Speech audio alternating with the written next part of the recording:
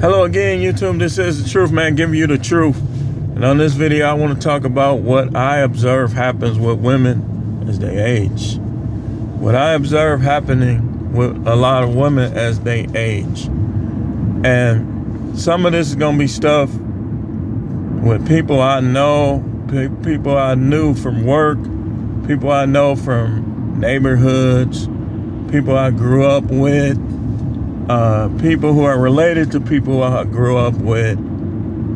It's just going to be a wide range of things that I sat back and I was thinking about, and I was comparing like a whole host of women as to what I saw happen to them as they got older.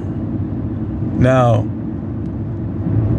some of this stuff, I'm not going to name names. I'm not going to say where I know these people from. But let's just say it's going to be a wide range of things. And it's not going to be the longest video I done made, because I can sum this up real quick. Now, let's start by saying this. You young ladies, this is what you got to understand. Like, all the decisions you make in 15, 16, 17, you think you know everything. We all been there as kids. But you better understand that your decision that you make in your lifetime as you enter into womanhood and as you, I was going to say womanhead, womanhood. And after you are a woman, your decision's going to count. And your decision's going to determine your true value as a person and what you can offer to someone else. That's what you got to understand. So, next thing you need to understand is that all guys are different. Like, there's only so many simps in the world, and each day we talk on this YouTube, you have less and less simps because people is waking up. So your selection is gonna narrow. These things you need to understand. So as you grow older, you make sure you're exercising, make sure you're taking care of yourself, make sure you're eating the right foods, taking your vitamins. That will curb that chemical imbalance that leads to some of these behaviors that we talk about in this space. Because no one has to keep dealing with your mess. When a person is messy, they got to understand that people don't have to keep dealing with it. They can get away from around you. And so you got to understand that the Jezebelic nature that you might have make you believe that you can have these kids and you don't need him around. He needs to be around his kids. He needs to be raising his kids. And you guys, make sure you're masculine. Make sure you're the leader type. Make sure you don't depend. Make sure you provide and you work and do the things you have to do as a man. Because the minute you start making mistakes, they'll try to use that as an excuse to do things that they always want to do anyway. Don't give them nothing. Be blameless. So let's begin on this. So a woman hits, like going back to middle school, elementary school. Let's start there. So in elementary school, I noticed that a lot of the girls were already sexual, already fast. Like you like even in third grade, I had my hand under the desk and the girl let me touchy-feely her in the third grade. And then I smelt it and I was like, and all my friends was laughing. So they start back then. So what you have to do as a parent, you have to start teaching your daughters what to do and not to do. And if you're their mother, they shouldn't be seeing you with all these different men, because that's not going to be a good example for her. Or your grandmother, same thing. They shouldn't be seeing y'all with all these different men. That's going to be a bad example. So it was already starting at elementary school, and what you got to do, you got to start teaching them.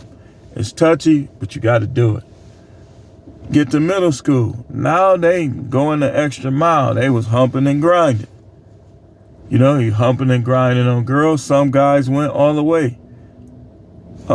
You get to high school, it's XXX. It's triple X by then. So some of these women, they was touchy-feely in elementary. Now they grinding in the park in middle school. And now in high school, they getting entered. And they doing full acts.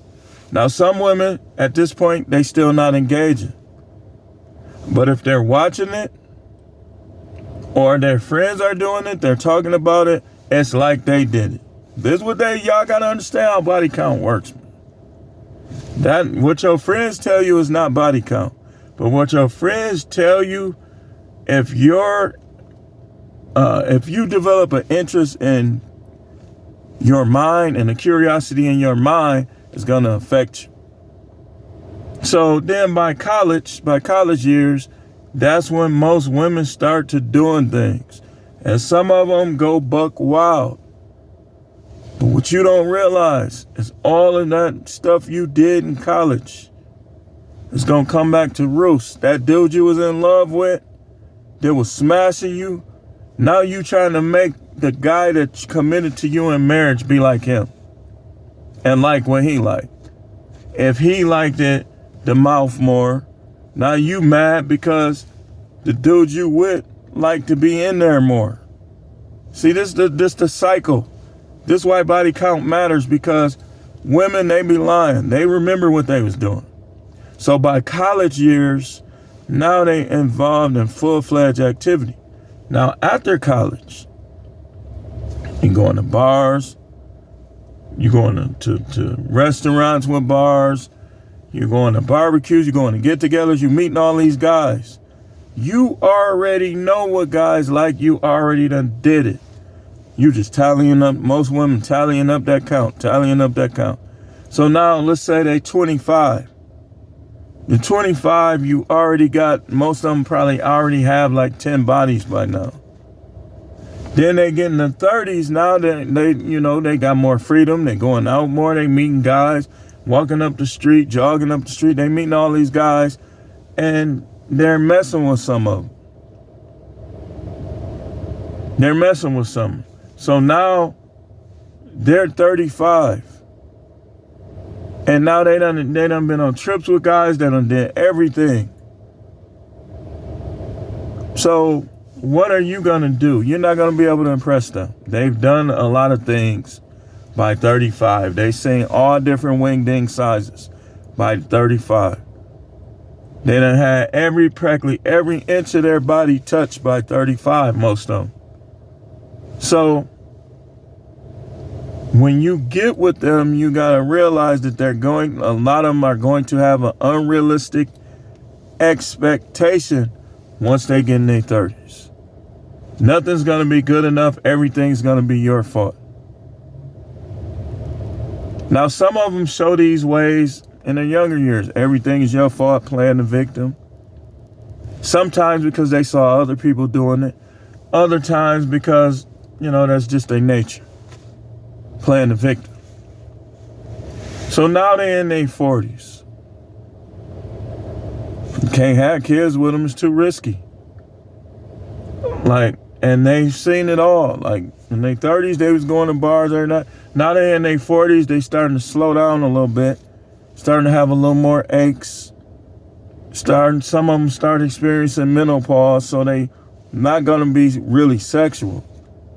Some of them may not. But anytime you see a 40-year-old hypersexual on you, calling you, texting you all the time, you already know that she's trying to impress you, but you already know that that's just an act. Then they get in their 50s, and here's some Kevin Samuels. I was watching a video. Somebody uploaded Kevin Samuels' previous material, and he was telling a 52-year-old that he was 53, and the reason why he wouldn't date them is because it's too much work. This is what y'all see what I'm saying on here? So by the time they get up to 35, 40, 50, They done seen it all, done had all different wingding sizes. They losing sensitivity in their private parts. Like, you gonna be the same, but they losing sensitivity. So when they get up and, let's say, most women, I don't think they'll do this in their 30s. I think most of this is gonna start to happen in the 40s. So they get up in their 40s, they losing sensitivity, so they're getting lazier in sex, and they're trying to blame you. They gain weight through all those years. Most women gonna